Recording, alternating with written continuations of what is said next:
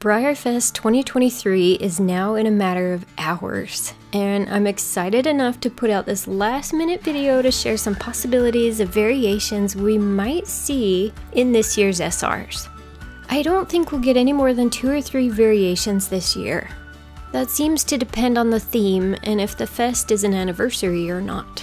This year isn't, though we may see some fun variations for 2025's 75th birthday of Breyer, and maybe next year in 2024 for the 35th festiversary.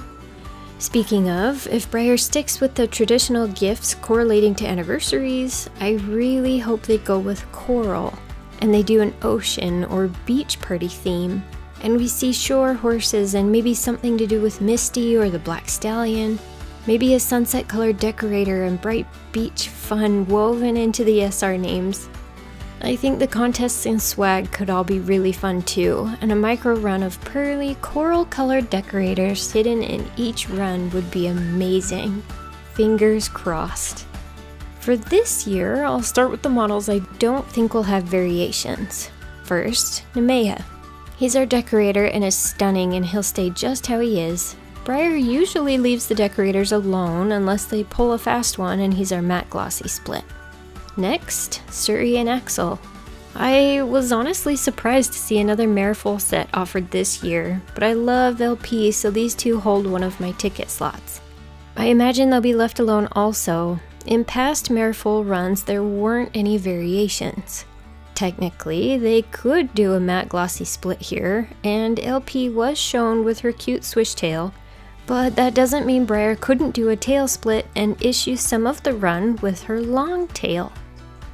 As far as Peanutine, this cute little guy will probably be left alone also, though he could get the matte glossy split. And if Breyer wanted to see him in a peanut buttery color to be true to his name, maybe he'd be the color split in a buckskin. For Scurry, I get the feeling she'll be left as is too. She's really sweet and very pretty, but she might also get the gloss. And if for some reason she happened to be the color split, though I don't think so, she might be cute as a gray pinto.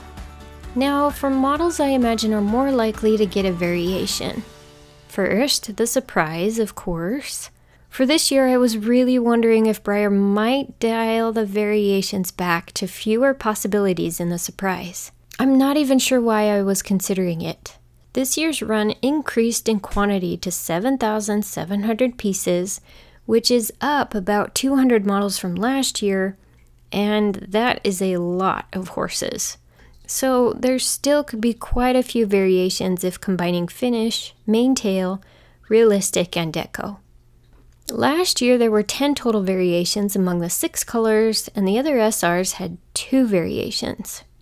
In 2021, we had 10 variations in 5 colors, and every single SR had a variation, though that suited the theme.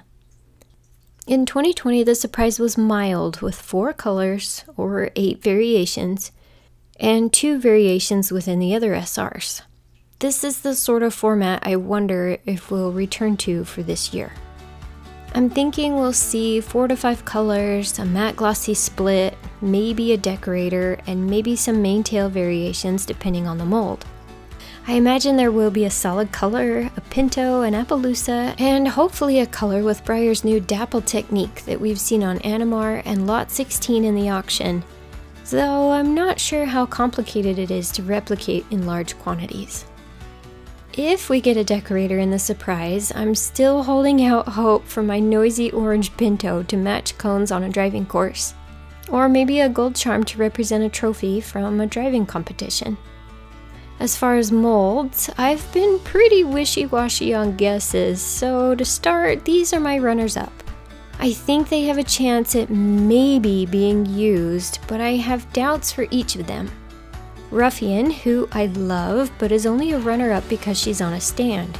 In the history of BreyerFest, the surprise has had a stand once. It's not impossible, but the odds seem against it.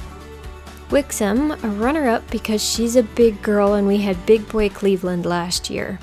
I don't know if they do 2 heavy breeds back to back. Maybe. Goffert, a runner-up because he's on a stand. Rejoice, because the anxiety in me says her tail would break too easily in the commotion of BreyerFest, and surely that's considered, right? And because she's really close to this year's crystal mold. Silver, who I adore and would love Silver to be the surprise, but in the history of BreyerFest, a treasure hunt model has never been a surprise. Not impossible, but again, odds. And the feathery Brishan, who holds the last maybe but probably not spot, only because his stablemate version is a ticket model this year.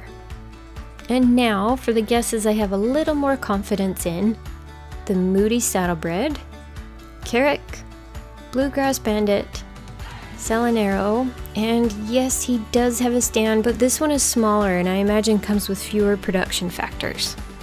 Hamilton, who I do like, but might still be too popular to be the surprise. He's either perfect because he's popular, or he's not quite right because he's popular, and Breyer could use him for other things first. And SCO, my random wildcard. We'll likely see 5 or so colors with definite matte and glossies, possibly a deco, possibly some mane tail variations depending on the model. On to Jump and Drive, who was revealed in gloss, so he will not have a finished split. His color is also incredible, so I doubt we'd see a variation there either.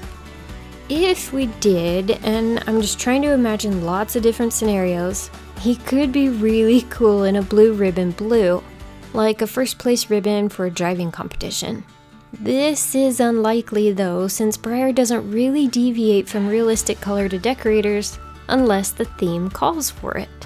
And Jump and Drive actually went back and forth between variations, no variations, a couple times, because he really is stunning and I get the strong feeling he'll be left alone. But I also have a nagging feeling that, with his name representing an event that combines show jumping and combined driving, where better to do a combined run of loose mane tail models and some braided mane tail models. I could see the mane tail split here if we have one. For Speos, this handsome guy was revealed in matte, so he could be the matte glossy split. Inspiration for his color was pulled from artwork within a Speos in Egypt. And while his chestnut color is gorgeous, if Breyer did a color split here, which again, they don't often go decorator from realistic, I could see them borrowing other colors from the artwork too, like a gold charm or a cobalt blue. For Araba, she too was shown in matte, which means half her run could be glossed. I suspect she'll be our color split this year though, and she'll be a warm color, perhaps palomino, to represent spices of Turkey and other countries in the Middle East. For Wells, who was revealed in this beautiful silver black, could also be our finished split and surprise some folks as a glossy. This is pretty close to Landler from last year though, and I do think Breyer will leave his color as is, so I didn't even speculate there. His mold does have a mane tail variation however, so we could see a braided Wells. If I had to pick just 2 variants for this year, as far as guesses, I'd say we'd get a matte and a glossy, and I would guess Speos. I would also guess a color split again, though we did have these 2 variations last year, and my guess would be Araba. Besides the variations within the surprise, these options would allow an in-person only split, and a split that online folks have access to. My runner-up for variations would be the mane tail split on J and D. Are you hoping for any variations in particular? Which SRs are you most excited for this year? Thanks so much for watching. Happy BreyerFest!